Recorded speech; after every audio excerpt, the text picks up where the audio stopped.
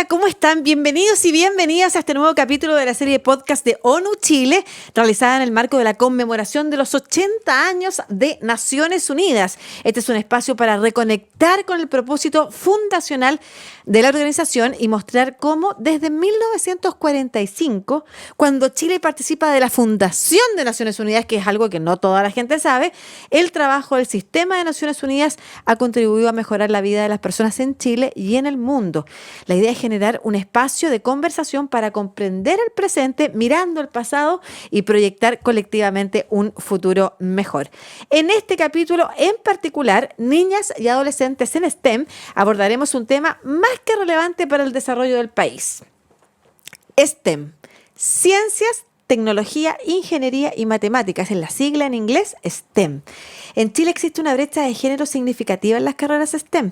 Por ejemplo, aunque las mujeres representan el 53% de las personas que entran, de los jóvenes que entran a la educación superior, en el 2023 menos de un 20% de las estudiantes de primer año fueron a programas STEM. O sea, menos de un 20% de las estudiantes de programas STEM eran mujeres. Ese es el dato, mejor dicho. Bueno, esa brecha se inicia mucho antes, en la época escolar.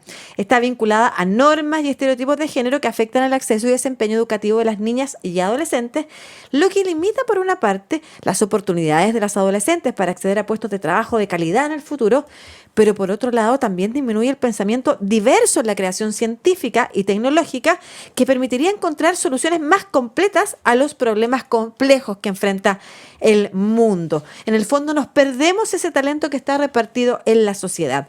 ¿Cómo promover la inclusión? ¿Cómo promover la inclusión de más mujeres en formaciones y carreras tecnológicas? ¿Y qué se está haciendo al respecto? Lo conversamos con nuestras dos invitadas en este capítulo.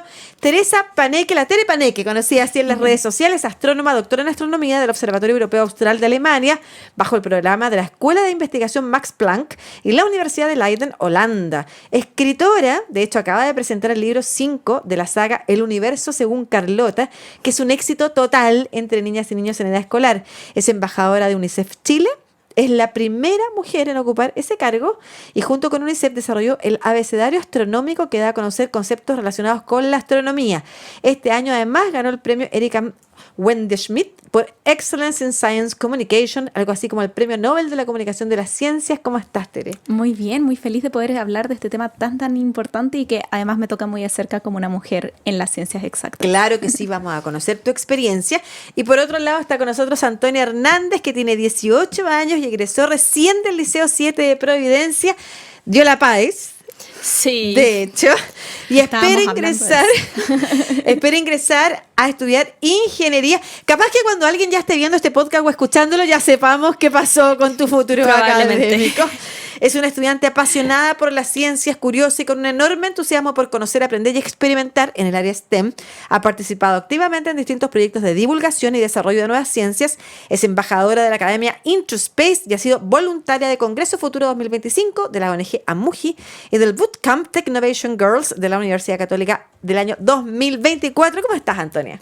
Muy bien, súper feliz de estar acá y de estar como en representación de todo lo que son las mujeres y específicamente las mujeres jóvenes científicas. Claro que sí, me encanta porque es representante de las mujeres jóvenes científicas, dice ella, a sus 18 años, porque ya, como lo vamos a conversar, iniciarse en la ciencia es un camino que parte desde muy temprano y si está bien acompañado y abierto, es posible entonces que uno pueda experimentar eso de ser científica a muy temprana edad y luego construir una carrera al respecto. Antes de partir con la conversación, quiero invitar a la gente que nos está viendo a conectarse a visitar la página onu80chile.org, porque lo que hemos recorrido en estos 6 capítulos de este podcast es una historia de cooperación e impacto mutuo entre Chile y Naciones Unidas, que es muy bonita de conocer. Yo he tenido la oportunidad de verla, de revisarla, y la verdad se motiva y nos permite también conocer cómo es el trabajo de ONU en Chile, qué hace ONU en Chile. Y eso es súper importante porque si uno no conoce las instituciones, si uno no participa de esa, difícilmente va a poder no solamente comprenderlas, sino que quererlas. Así es que ha sido súper importante este recorrido que hemos hecho en estos 6 capítulos de podcast, que las invito a ver, pero además en esta página web onu80chile.org. Ya, vamos a partir con una pregunta general, Tere. ¿Por qué es importante para un país apoyar a las niñas y adolescentes para que desarrollen sus habilidades y capacidades STEM? Bueno, mientras te escuchaba hablar de la historia de Naciones Unidas y estos 80 años en conjunto en Chile, lo primero que pensé fue que es súper similar esto que tú dices, de que muchas veces no somos conscientes o no hemos apreciado la relación que tiene Chile con Naciones Unidas y lo fundamental que ha sido Chile en el panorama internacional. Es muy similar a cómo no hemos apreciado la importancia científica de Chile y la importancia de tantas mujeres que desde Latinoamérica y Chile están haciendo ciencias. O sea, las mujeres siempre hemos estado en ciencias desde las primeras épocas. Las primeras programadoras fueron mujeres porque antes de que se supiera que la programación era algo emocionante y maravilloso, las mujeres parecía que era como un trabajo que se les llamaba computadoras incluso. Entonces, creo que eso es importante destacarlo también, ¿no? El que hoy en día estemos hablando de la inclusión de más mujeres, jóvenes y niñas en ciencia no es algo nuevo, no es algo que de repente se nos ocurrió que necesitáramos, sino que hemos visto cómo la inteligencia y la creatividad no distinguen entre géneros y que por ende es importante tener estos programas de inclusión, como tú decías, justamente para tener una visión redonda de todas las ideas, todas las propuestas y finalmente, si nosotros queremos avanzar a los grandes descubrimientos de la humanidad, no podemos omitir a la mitad de la humanidad. Y por eso cuando hablamos de que necesitamos más mujeres en ciencia, no es solamente que lo queramos, sino que es una necesidad. Igual que necesitamos también, de forma general, más gente del sur global y en particular de Latinoamérica y de Chile involucrados en estos grandes proyectos porque tenemos la capacidad. Y eso es algo que hay que empezar a creerse, ¿no? Hablábamos también con Antonia antes de entrar aquí, como muchas veces los jóvenes aún hoy en día piensan que deben irse afuera de Chile para estudiar o para poder hacer aportes valiosos en el campo de las ciencias. Y yo como alguien que se formó aquí en Chile y que luego fue afuera a hacer el posgrado y que hoy en día busca volver a mi país a hacer ciencias de aquí, puedo asegurar que la educación chilena y el desarrollo científico chileno no tienen nada que envidiarle a ninguna parte del mundo. Pero sí hay una necesidad de internacionalizar por un tema de crear redes, lazos, muy similar de nuevo a la labor que hace Naciones Unidas, de colaboración y de que todos juntos resolvemos este problema. Perfecto. Y para ti, Antonia, ¿por qué es importante para un país apoyar a las niñas y adolescentes a que se desarrollen sus capacidades STEM?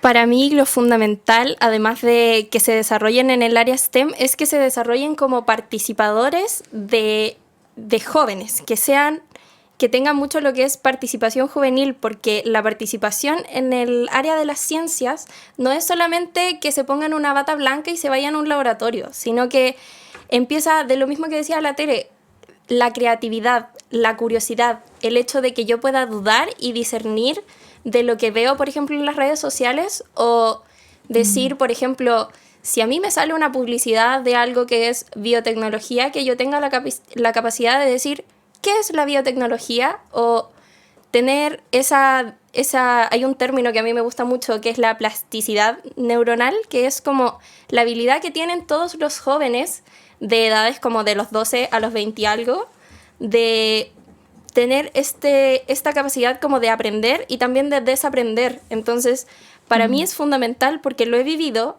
que el conocimiento y la curiosidad por aprender te mueva y te lleve lejos, y es lo que francamente para mí el país necesita, porque necesita tenerle y darle esta atención a los jóvenes, porque somos los que básicamente tenemos la capacidad de aprender y desaprender. No así, por ejemplo, las grandes instituciones que tienen como un dogma y una idea muy plasmada y muy cuadrada, y es lo que fundamentalmente hacemos normalmente. Claro, y lo que tú dices es clave también, pensando que lo que se dice ahora, ¿no es cierto?, que lo único estable es el cambio. Y que vamos a necesitar, y las y los jóvenes que hoy día se están formando más, estar permanentemente aprendiendo.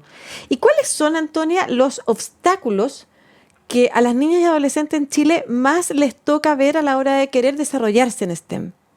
Sí, por ejemplo, me ha pasado mucho que ahora con todo lo que son las nuevas tecnologías y la inteligencia artificial, por ejemplo, las automatizaciones, hacen que todo sea muy inmediato, muy rápido y muy, entre comillas, accesible, porque lo mismo, si yo estoy metida en redes sociales, porque los jóvenes, hay que admitirlo, están demasiado involucrados en las redes sociales.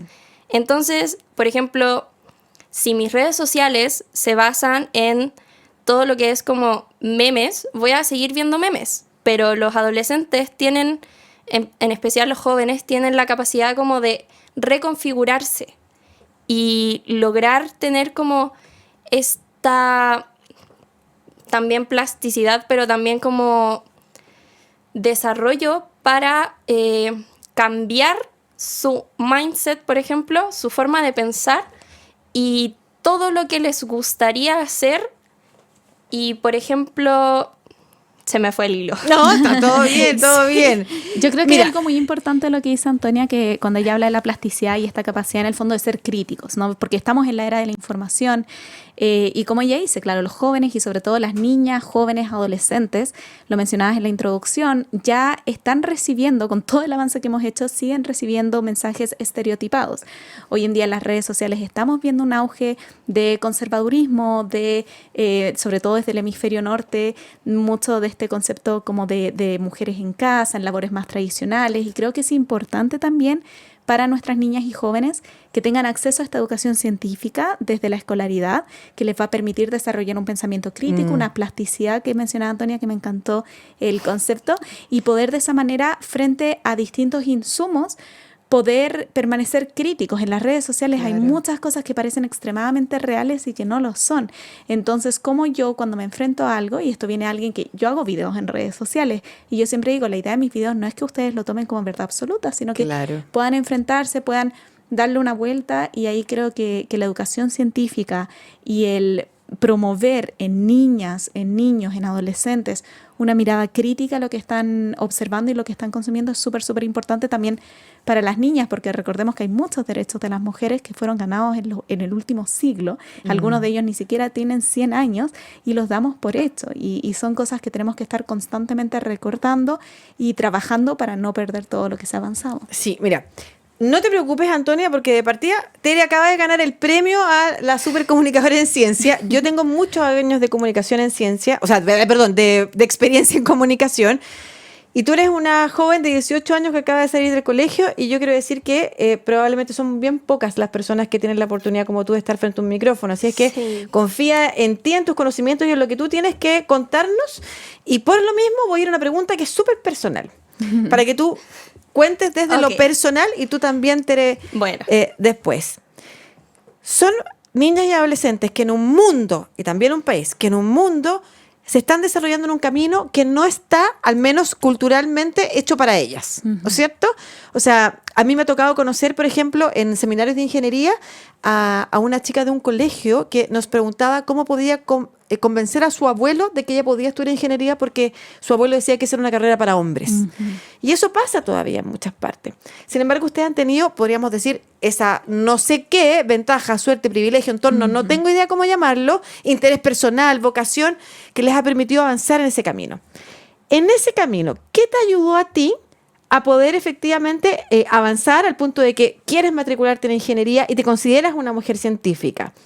Yo creo que lo fundamental es no perder la curiosidad, no perder esa motivación de decir, quiero seguir intentando, quiero seguir conociendo y quiero seguir aprendiendo. Porque eso es lo que me ha movido a mis cortos 18 años de aprender de todo lo que yo pueda saber. He aprendido de historia, de biología, de física, química, de filosofía, del Congreso, de las políticas públicas, de todo lo que se pueda saber y de todo lo que yo pueda tener acceso. ¿Y tuviste, por ejemplo, alguna mujer referente que te empujó por ese camino, o alguna persona, hombre o mujer, que te haya entregado libros, acompañado a ver películas, invitarte al Congreso, gente que tú digas, estas personas a mí me abrieron la oportunidad?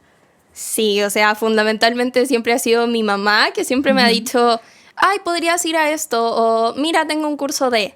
Pero también a lo largo de mi vida y de los voluntariados y de todas las actividades que he hecho, he conocido a mucha gente que me ha dicho, oye, me gusta lo que haces, me gusta cómo lo haces y quiero que lo sigas haciendo. Y te doy herramientas y te invito a, y te ayudo a participar y te hago vocera de, para que tú puedas seguir haciendo lo que básicamente amas, que es lo que a mí me gusta hacer. Es súper importante eso, lo de las referentes, lo vamos a hablar también más adelante. Y la última pregunta para ti, de esta primera serie de preguntas, para poder hacerle las mismas consultas a la Tere. Y en ese camino que parte probablemente desde muy chica, ¿tú alguna vez sentiste, bueno, tú estuviste en un colegio que es de mujeres, O sea, claro, exclusivamente. no lograste ver esa diferencia, no sentiste que a ellos les preguntaban cosas de matemática y a mí de lenguaje, por ejemplo, que es algo que pasa muy habitualmente en los colegios. Pero ¿sentiste que en algún espacio se hacía más difícil el acceso porque eras niña o adolescente? Sí, definitivamente. Siempre me ha pasado, o sea, no siempre, cada vez menos, pero es notorio el que digan, tú eres muy chica para estar en esto, o tú deberías estar haciendo otras cosas, o enfocándote en el colegio o en el liceo. Porque si bien podría ser verídico, no es lo que realmente tiene que tener mi 100% de atención, porque al igual que los adultos, somos personas funcionales. Los jóvenes somos personas más funcionales de lo que se parece y de lo que se quiere aparentar. Y tenemos la misma habilidad de ser tan multifacéticos como queramos. Súper, eso es súper importante porque nos lleva también a otro terreno que vamos a abordar en esta conversación, que no solamente es la diferencia en las brechas entre mujeres y hombres en ciencia o el acceso a la ciencia, las tecnologías, la información científica, sino que además el adultocentrismo, ¿no es cierto? El impedir que las niñas puedan opinar y decir, yo quiero hacer esto. En tu caso, Tere, cuéntanos tu historia. ¿Cómo llegaste a ser astrónoma? ¿Cuáles fueron tus referentes? Y si encontraste alguna dificultad en el camino. Bueno, similar a Antonia, y yo sí considero que es un privilegio grande. Yo vengo de una familia donde primero mi mamá y mi papá trabajaban, ambos además son científicos. Yo nací mientras ellos hacían sus doctorados, estaban fuera del país, lejos de sus familias y un poco, no sé, me crié más o menos entre laboratorios y vasos de Petri porque no tenían con quién dejarme. Entonces sus compañeros de laboratorio, ellos son del área de la química, farmacia y la bioquímica, ellos un poco me cuidaban ahí cuando yo era más chiquita. Y creo que el simple hecho de ver primero a mi mamá trabajar, a mi papá hacerse cargo de las tareas de la casa y que ellos, al igual que con Antonia, mi papá actividad que veía, cosa que veía que le parecía interesante, oye, hazlo. Nunca se me cerraron puertas, siempre se me abrieron opciones. Y creo que eso es lo que necesitamos para todos los jóvenes, ¿no? Que la gente, es normal que alguien no quiera ser científico o científica. Yo creo que es la carrera más divertida del mundo, pero si alguien no lo quiere hacer, que sea por elección, que no sea por falta de oportunidad de poder seguir esa carrera. Entonces eso fue algo muy importante para mí, el tener el apoyo familiar siempre, y tener esta red de confianza. Yo hasta el día de hoy sé que haga lo que haga, ahí en primera fila van a estar mis papás, ahí en primera fila van a estar mis abuelas, mis hermanos. Y eso es un privilegio enorme que no todo el mundo tiene, pero que yo siempre le recomiendo a las personas, si no es tu familia, que sea un profesor, que sean amigos, que sean primos, pero ten a un grupo de personas que van a estar ahí sosteniéndote, porque incluso cuando estás siguiendo tu sueño, sobre todo siendo una mujer en las ciencias y las dificultades que después pueden existir, que por ejemplo en mi caso fue, a diferencia de Antonia, bueno, yo además de que fui a un colegio mixto, después en la universidad entré a un entorno que era muy masculinizado. Entonces, cuando yo me decido a ser científica, que la decisión va netamente por curiosidad, y esto me parece divertido, no hay mayor profundidad en esa decisión, me enfrenté a que a mi alrededor veía mucho exitismo, que es algo muy masculino, el no ser capaz de decir, esto me cuesta, puedo pedir ayuda. Entonces, mucho exitismo y pocas referentes. Yo en ese momento no conocía nombres de grandes astrónomas que existían, pero yo no las conocía y tampoco tuve profesoras. Entonces a mí me costó mucho poder proyectarme en una visión realista. Claro. Y mis papás eran de otras áreas, entonces si bien, claro, mi mamá es científica, yo decía, chuta, quizás en mi área simplemente no se puede. Y todo eso cambia además cuando yo empiezo a hacer mi posgrado guiada por mujeres. Entonces lo que vamos a hablar después de la visibilidad y las referentes, para mí fue lo que hace que hoy en día yo sea una astrónoma, el hecho de que yo trabaje con gente. Y yo digo, yo hoy en día conozco los grandes nombres, por supuesto, Marie Curie, María Teresa Ruiz, Mónica Rubio, pero además mis ídolas son las profes con las que yo trabajo. Es mi directora de doctorado, es Laura Pérez, astrónoma chilena, que fue mi directora de magíster y hoy en día colega, amiga. Y no son solamente ídolas lejanas, sino que es gente que yo tengo un problema, yo le escribo a Laura por WhatsApp, Qué hablamos. importante eso, porque eso es cuando bacán. uno... Claro, tenemos poco acceso a ver y en el último tiempo se han creado estos materiales, libros, programas de radio también como el que yo alguna vez tuve, para mostrar mujeres líderes en ciertas áreas, porque ¿qué es lo que hace una mujer referente? ¿Cuál es la diferencia entre ver a puros hombres y ojo Te con hace estas sentir mujeres? que puedes. Y también, pero algo importante, Lucía, es que estas mujeres referentes yo creo que tienen que ser de distintas instancias, porque a veces, siempre pongo el ejemplo de Marie Curie, más allá de que además Marie Curie no está viva, Marie Curie es del hemisferio norte, tiene una historia distinta a la nuestra, es tremenda mujer, se ganó 2 premios Nobel. Si ese es tu único referente, entonces tu meta es ganarte 2 premios Nobel y si no, fracasaste. Claro. Entonces creo que es importante también levantar el tremendo trabajo que hacen personas en etapa de estudiantes. Como dice Antonia, las niñas, las jóvenes están haciendo cosas maravillosas. Yo en mi época era súper movida, pero no existían todos estos voluntariados que existen hoy en día. Y ya eso es un lugar de inspiración para incluso las más chiquititas y las que están alrededor. Hay estudiantes en la universidad que están liderando proyectos muy bonitos, hay gente que está en un posgrado que aunque aún no tengan el grado ya están haciendo cosas, entonces siento que tenemos que desmitificar Claro. lo que tanto yo tengo que hacer para llegar a ser referente y empezar a hablarlo más de la misma manera que mucha gente decide estudiar una carrera porque tiene un tío o una prima que hace algo, eso ya es inspiración. Entonces, que cada mujer en ciencia se sienta con la capacidad de impactar positivamente y de ser un referente en su entorno. Y porque como tú lo decías, no solamente es como, ok, una lo logró y yo quiero ganarme el premio Nobel, sino que además es en el día a día, es aprender cómo salir adelante en el día a día, como qué pasa si yo soy astrónoma, por ejemplo, y tengo hijos e hijas, y resulta que la sociedad a mí me ha dicho todo el rato que yo tengo que estar súper presente en la crianza y aparece María Teresa Ruiz y te dice, no, yo me iba hace como 40 años, no, yo me iba un mes al observatorio y dejaba a mi marido con los hijos. Sí. Ah, ok, se puede. Exactamente. Hay otras formas. En tu caso, Antonia, ¿quiénes son las redes de mujeres, de adolescentes, de jóvenes con las que tú has tenido la oportunidad de trabajar y qué impacto han tenido esas redes también en tus posibilidades de crecer en el área? Yo empecé, al igual que la Tere, muy chica. Yo creo que mi primer taller de astronomía fue a los 10. Y bueno, yo desde no hice astronomía hasta la universidad, igual la Antonia me lleva harta ventaja. No, pero claro, era como, ¿qué es un sistema solar? Y yo quedé fascinada y dije, ¿qué es esto? ¿Por qué no lo había conocido? Y claro, estuve en un proceso, yo creo que también eso fue mucho lo que me ayudó porque yo estuve en pandemia, en etapas muy importantes académicamente, porque era como la etapa de pasar de básica a media y yo no tenía tanto que hacer, entonces mi objetivo era como estar metida en internet buscando todo lo que pueda buscar y todo lo que pueda conocer, y he ido conociendo muchas academias, muchas organizaciones, muchas fundaciones, cosas muy grandes como es Congreso Futuro y cosas muy pequeñas también que son como, por ejemplo, la Academia Into Space, que es la que formo parte, y que aunque sea muy pequeña, entre comillas, es algo fundamental que a mí me hizo sentir y darme cuenta de que no era solamente que yo podía estar buscando en un computador todo lo que a mí me gustaría saber, sino que podía salir y decir, quiero aprender esto.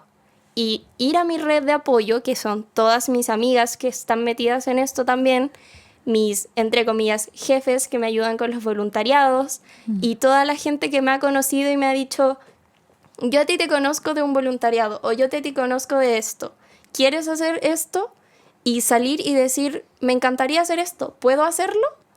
Y tener esa, entre comillas, habilidad que fui desarrollando a lo largo del tiempo de también, lo que decía la Tere, desarrollar esto de pedir ayuda y de decir, me pasa algo, le voy a escribir a la Martina, necesito esto, o qué puedo hacer con esto, o cómo puedo saber más sobre esto.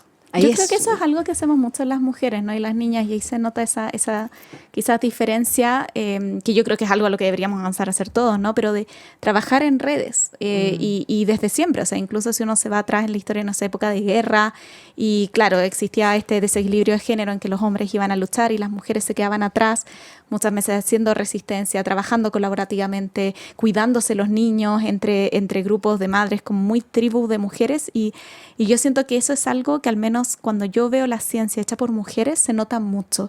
Hay colaboración, hay ayuda, avanzamos todas juntas. Y eso es lo que necesita la ciencia hoy en día, ¿no? Liderazgos que me emociona muchísimo que estén tan presentes en la sociedad chilena y en las niñas chilenas, ¿no? De estas redes que comienzan por voluntariados, Into Space, que menciona Antonia, que yo creo que en verdad es algo bastante grande hoy en día. Ellas se juntan y como ella dicen, oye, quiero aprender de esto y le piden a alguien que les enseñe, se organizan. La organización de mujeres yo creo que ha cambiado el mundo y está cambiando la ciencia. Oye, les quiero, proponer lo siguiente. La Convención sobre los Derechos del Niño, que en su artículo 29 establece que los Estados partes convienen en que la educación del niño y de la niña deberá estar encaminada a desarrollar la personalidad, las aptitudes y la capacidad mental y física del niño o de la niña hasta el máximo de sus posibilidades. Esto es uno de los tratados de la Convención de los Derechos del Niño que se han firmado, que se han acordado, negociado en las Naciones Unidas, ¿no es cierto? ¿Y de qué manera esto es importante? O sea, quiero que ustedes me digan qué opinan de la relevancia de garantizar a las niñas y a las adolescentes poder desarrollar sus capacidades y habilidades, por ejemplo, en las áreas científicas.